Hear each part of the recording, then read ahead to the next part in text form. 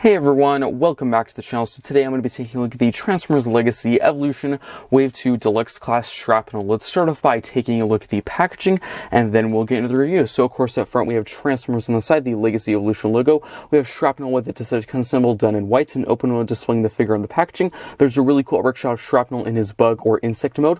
On the top here there's a QR code, so if you do scan that, that will show his stats. If you do look at the set here, there's two really cool pieces of art of Shrapnel, a close-up of his face and a more wide shot of him in a really cool battle pose with his accessories or weapons. On the back he transforms in 11 steps. There's a proc shot of Shrapnel and his robot, his insect bug mode, and of course the final one is his Evo Fusion gimmick that I will show in this review. And the final set, of course, it's half of the Legacy Evolution artwork, so if you do get another deluxe like Crash Bar or Crosscut or Prowl, you can put both boxes together and complete the artwork. And that is pretty much it for the packaging, so let's now get into the review. Here we have Shrapnel in his insect bug mode. Let's start off by taking a look at the details, starting at the very front. So we have these huge kind of mandible tusk sections here done in this kind of silverish gray plastic, these really cool teeth or spikes sticking out. And these sections can also open and close. So if you want to, you can actually have them looking like it's about to eat metal like in the G1 show. Another really cool feature is these posts here are actually blast fuse compatible, so you can shoot those really cool electricity bolts or lightning bolts like I did in the G1 show. So you can recreate several really cool scenes from the show, which I do really like. And of course we have this entire section here done in this really nice glossy black and of course some transparent yellow plastic with a very classic Decepticon symbol on top with some silver and blue as well. If you do look at the side, we actually have the front and back legs. Really creative and cool. The back legs are actually made of some of the accessories. So he does include three. Two of them, of course, there are the leg on this side and the leg on the other. Identical weapons. I'll cover more of the details of those weapons a little bit later in the video in his robot mode. The third one, of course, I'll show how that stores and attaches in just a sec. With these actually little back fin sections, there's some mech type ports for weapon storage. And I do like this section right here. So it actually kind of looks like a sticker to me. I don't know if you feel the same or if you see the same, but it actually kind of looks like a sticker. Of course, say what you will about stickers. I know people despise them. Most people do. Me included. I don't like stickers that much, but it's actually kind of cool when they make something to resemble a sticker, but it isn't. So that's just a thing of mine. I don't know. And of course in the back, overall, pretty clean, pretty well compact, not much kibble sticking out. And of course the top, as you can see, very well compact, compressed, very boxy, very G1, and I do quite like it. And do let me know in the comment section down below if you know what exact insect or bug he transforms into. I think it's some sort of beetle. I'm not a huge insect person, so do let me know in the comment section down below if you know. And of course, as for his third and final accessory, it's actually a simple little pistol done in silver, and this is also blast fuse compatible. I do like the little fin sections here, which is pretty cool. And this also is involved in his Evo Fusion gimmick that I'll show a little bit later in the review. And there's several areas where you can store this. So of course, using the handle and that port on the bottom, you can store it on the bottom if you want to, but I actually prefer the top, which I'll show in just a sec. So you can do that if you want, but I prefer the top. So of course there's actually mech tech ports on either side, so I'm actually just going to play it on this side for now, and I think that looks pretty good in my opinion. So now for some comparisons, here's one I know we've been waiting for quite a while now. Here he is with Kickback. So just to put it in perspective, Kickback actually came out in Legacy Wave 1. We're in Legacy Evolution Wave 2, almost 3.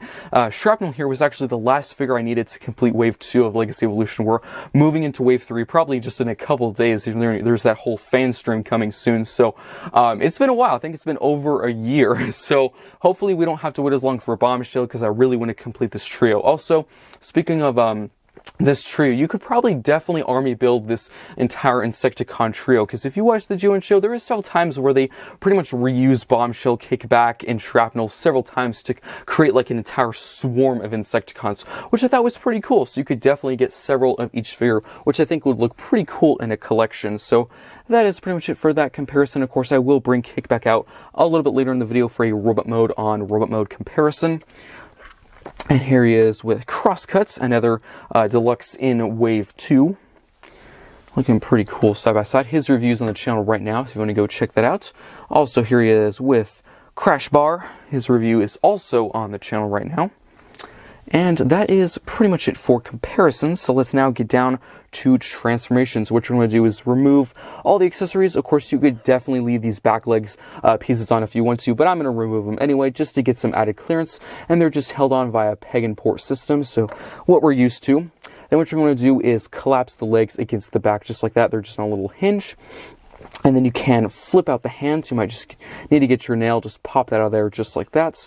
Same on the other side, so just pop that out of there, and then just straighten up these arms just like that. Then what you can do is actually fully spread out the little mandibles. Then you can actually get these sections here. They're on a very tight hinge. My copy is so tight. Hopefully that's not everyone's. So just hinge these sections up like that. That will reveal the robot mode head, which I think is a pretty cool way of doing that. Then you're going to untab the section here. So of course there's 2 tabs and there's slots on the main waist section. Just completely unravel the legs just like that, and then separate them, and then you can push the feet forward just like that. Same on both sides. Collapse these panels and then rotate at the waist. So there we have Shrapnel in his robot mode. Of course, I'm actually going to have to slightly move the camera up. There we have him. And of course, if I did the transformation too fast, because as you can see, the steps and the transformation is so simple, I will do reverse transformation a little bit later in the video from robot to bug mode. So make sure you go check that out if you want to see that. So let's now take a look at the details of his robot mode.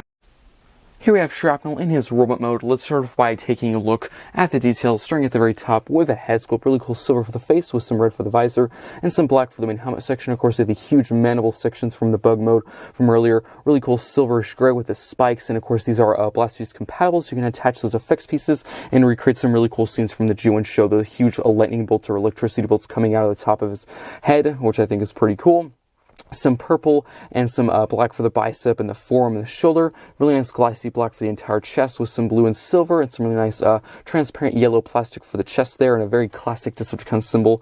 I do quite like that. Very G1-y, very simple. I do like the silver at the top of the legs, and of course you have some black at the lower part of the leg, and some purple and yellow for the feet, and of course on the back, very well compact. Not much kibble, not much empty gaps or anything, nothing sticking out. Very well compressed, very simple, really well made Deluxe in my opinion. I do have to say he's a bit hard to pose sometimes. The legs tend to wobble, which is a bit unfortunate, but that is probably my main complaints for this mode. As for, of course, articulation, the head can look side to side, unfortunately not up or down, and the joint for his head is so tight. I'm actually thinking they should have made it a bit looser. Of course, it can move forward and back at the arm, and of course out as well. Bicep rotation, elbow bend, no wrist rotation. There is a full functioning waist rotation. There is a knee bend. There is, of course, a swivel, a kick forward, back. There's actually ratcheting out to the side. And there is a really good ankle pivot. So as for articulation, I think the only areas that they really could have improved is the head and the wrist, which I'm actually kind of used to some of the Deluxes not having wrist rotation. And I can give an excuse here because you actually do use the hand a part of transformation, you know, compress them in. Let me just quickly straighten them up. I think the head really could have been better articulation-wise because you don't transform at all. You just use these pieces to cover it up. So I don't really think anything was stopping them, probably just budget. So, but overall, that is pretty much it for details and articulation. So now for accessories, I'm actually going to show you his Evo Fusion gimmick. So there's several ways you can display or store the accessories. Let's start off with the Evo Fusion gimmick. So what you're going to do is get the silver weapon and get the 2 identical purple ones. You're going to get one of them, and of course there is a post and a port system there. And so the last one, of course, you're going to store it at the back. There's a port and that post. And there we have the combined Evo Fusion gimmick, which I guess it's okay. I actually prefer to display them separately, but of course you can actually have him wield it. I could do a much better pose, you know, off cam if I had the time, but you can have him wielding this huge, crazy weapon. You could actually have him holding the other post with his other arm if you wanted to, but time is a bit limited right now on recording, but I think that looks pretty cool. As for the separate way, as for, you know, just completely separating all the accessories, you can do that. So let me just quickly straighten him up a little bit. So you're just going to separate all the weapons. You can actually attach the silver one in either hand. I'm going to attach it into this one right there. I think that looks pretty good. And as for the back leg or the, you know, 2 identical blasters, you're actually going to store them behind the arms. So just going to plug them into those ports. This is actually why I mentioned earlier during transformation you could leave them on, because these are actually the exact same spots that they were before in the bug mode. So it's actually kind of useful. You can just leave them there if you want to, but I do typically take them off for transformation just to add some clearance. Again, really just up to your personal preference. But there we have all the weapons stored. Of course, this is the much more calm, not as glamorous as the Evo Fusion gimmick. I know some people have complained that the weapons are on the back of the arms. I think it's okay. Of course, from the front profile, you can barely even tell they're there. So this is probably my preferred look. But let's now get down to a few comparisons. Here he is with his other Insecticon brother, kickback, overall looking pretty cool side by side. And size-wise, I'd say they're pretty much the same. He's, I guess, a little bit taller. Of course, if you want to count the huge wings, then definitely kickback wins. But just of head to head, I think he might be a little bit taller. I'm not sure. I think he might be a little bit taller, but they do look pretty cool side by side. And let me know in the comment section down below between the two, which figure do you prefer? Which Insecticon do you like more? I think, my opinion, I think Shrapnel is the better figure. I think he has better accessories, just detail-wise, I think he's a better figure. And I have to say, just saying it now, I'm not actually that big a fan of the wings. I think they look a bit too dirty to me. I don't know if that's just me. It might not be showing that on camera, but they seem a bit too foggy, a bit too gray. I don't know. But they do look pretty cool side by side, and I'm really looking forward to Bombshell. And for one final deluxe comparison, here he is with Prowl. And I think they look pretty cool side by side. That is pretty much it for comparisons, so let's actually now get down to reverse transformation. So what you're going to do is remove all the accessories, just completely take them off. Of course, as I said before, you could technically leave the little legs on the back of the arms if you wanted to, just add some extra clearance by removing them. So you're going to flip the hands in, just like that. And there we go. Then you can actually get these sections here, just push them down. Again, really tight hinge on my copy. If you have this figure and they're the same, let me know in the comment section down below. I'm not sure if that's like a one figure problem, but just hinge those down. Of course, those will then cover the face. Then you're going to rotate the waist completely around, just like that. You can then open these panels up, just like that. So you can then push the feet down as well. And then you're going to fold these sections all the way up, just like that. And then you can tab both legs together.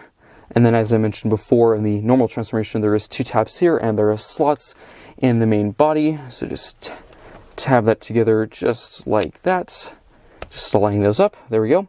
As for, of course, the arms, there's actually some slots here and there's tabs on the inside, and that will just slide right into place like that. And there we go. And then you can position little mandibles however you wish. And then if you flip to the other side, bring these little front legs out, and then you can get the other accessories. You're going to have these face back, have the blaster face back, just like that. The same, peg and port system that we're used to. Plug these into place. And then as for the final accessory, there are several areas you can store it. I'm going to store it on top. That's my preferred look. And there we have the reverse transformation of Transformers Legacy Evolution Wave 2 Shrapnel. Let's actually now get down to the final thoughts. Now for the final thoughts for the Transformers Legacy Evolution Wave 2 Deluxe Class Shrapnel. Starting in the bug mode, I really do like this mode. Yes, I've heard some critiques about the accessories forming the back legs. I actually think it's pretty cool and creative. That's just my opinion. And of course, for his third accessory, it's actually the really nice silver pistol, which is stored on top. There's several areas where you can store it. There's actually 2 mech-tech ports in the back, and there's one underneath. So I really like how there's a ton of options for weapon storage. It's really nice. I do like the tusk sections in the front, or the mandibles, whatever you call them. Not sure the technical term. They're done this really nice silverish gray. And of course, they're actually also effects piece compatible, so you can recreate some scenes from the G1 show, where Shrapnel is actually shooting those kind of laser bolts or electricity bolts. Not sure what they're called, but he did that quite a few times in the show. And they're also have some articulation, so he can eat some metal like he did in the movie or the show. So there's a ton of really cool, fun gimmicks and kind of references to the old show, which I really do like. I do like all the glossy black and the transparent yellow plastic and the Decepticon symbol, just all so G1-y. It's a simple figure, of course this bug mode is very compact, very square and boxy. I think that might probably keep people away. They might think it's too boxy, it might be like a brick to them. I actually kind of like it. It's very G1, very simple. I also do like the little details on this back section here where the accessory is stored. You'll probably see it when it comes around. There's some silver and red. It almost looks like a sticker to me. That might just be me, I don't know. Of course, say what you will about stickers. I know people do not like stickers, myself included. I actually kind of like it when they actually try and make a detail look like a sticker, but it isn't. I think that works. Just as for this mode in general, I think it's really cool. Of course, as for transformation, it's very simple. If you thought Kickback's transformation was simple, this is pretty much as simple or more simple. It's only like 11 steps. I think that's fine. I know people have complained in the past how some figures can be too easy or simple.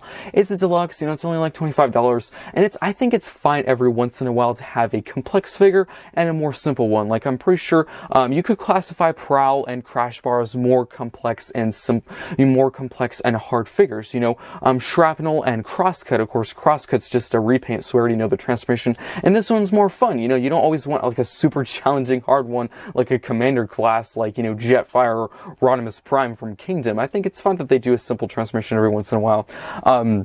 And of course, gives a bit of variety, you know, if you don't always want a huge task of transforming something. And of course, as for the other mode, I actually really do like the robot mode. Again, the very simple, very G1-y, not a ton of surface detailing, but I actually kind of like that. Of course, mostly just purple and black for the shoulders and the forearms, and some black and silver for the legs. I do like all that transparent yellow plastic on the chest, and of course, the huge mandibles or kind of tusk sections sticking out the top. Again, I just love that. I think that's so cool. You can position them however you wish. I actually prefer to have them fully extended out. That's just my preference. As for accessories, you can store them in several different ways. Of course, you can actually have them completely separately. By the instructions, you have the silver weapon in his hand and the two, you know, back leg pieces here that you store them on the back of the arms. That's just how they show it. Or you can do his evil fusion gimmick, which I actually prefer the first way that I showed or talked about. The next way is the Evil Fusion gimmick, where you pretty much combine all three accessories. I think it's okay. It's not like the best, you know, there's been more creative and interesting ones in the past, you know, like Hot Rod, or I mean Hot Shot from the first wave. His gimmick was really cool, you know, it was actually a reference to the old Armada series. I think that was a pretty good Evil Fusion gimmick. This one's a bit lazy to me, but it's fun, it's cool. I probably won't ever really display it with him like that, but still, it's a nice option for people. Overall, I think this is a pretty good figure. From what I've seen and heard, it seems to be like a very hard to come by figure. So if you see this in stores, buy it immediately, because it seems like a really hard to come by figure. I actually was lucky enough to actually get this on Hasbro Pulse, but it sold out almost instantly. So if you ever find this again, buy it. And that actually goes advice for the future. Whenever Bombshell comes out, I would also probably advise to buy that pretty soon. I mean, it's a deluxe, it's only $25, but probably on the aftermarket, when all three of these figures are out, it's going to be pretty hard to find. I think it's going to probably be like the Stunticons, you know, when all of those were out, people were upcharging them crazy. So definitely, when you can get these, get them. Hope you enjoyed this review. Let me know what you think of this figure in the comment section down below, and I hope you enjoyed, and I will see you next time.